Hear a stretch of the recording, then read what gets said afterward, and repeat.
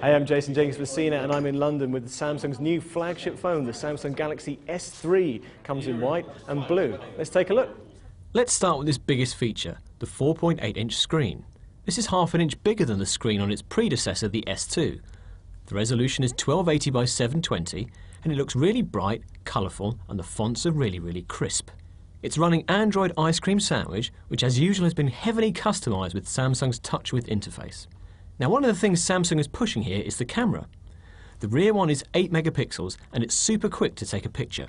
Samsung says the camera will automatically tag your friends and share the photo with them, providing you have the picture stored with their contact details, although this feature wasn't finished on the sample I saw.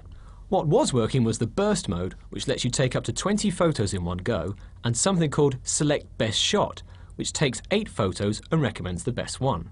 Elsewhere, you can record 1080p videos and take still pictures simultaneously, although only at 6 megapixels here.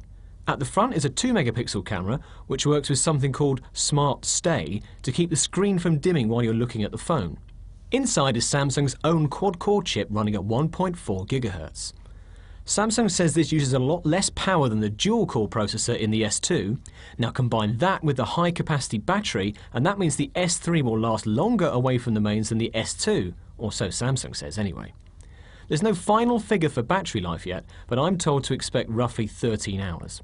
The S3 feels really good in the hand, nice and light, and it's just 8.6mm thick. There's a physical home button on the front and a couple of touch-sensitive keys. They're a little too close to the edge for my liking as I kept hitting them by mistake, but I think you'll get used to it. Other cool features include a video player that you can move around the screen so you can browse the internet or text without breaking off from the video you're watching, and something called S-Voice, which is basically Samsung's version of Apple's Siri. So you can say, "What's the weather like today?" and the phone will go away and find out.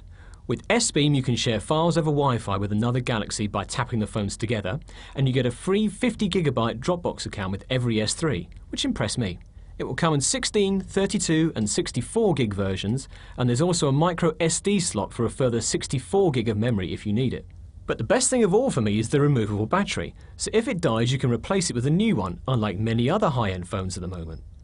The HSPA version of the S3 is going to be available in Europe first, towards the end of May, then in the other countries that use the GSM standard. An LTE version for America will follow, but not until the summer.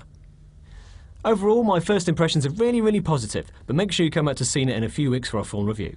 So that's the Samsung Galaxy S3. I'm Jason Jenkins for CNET. See you next time.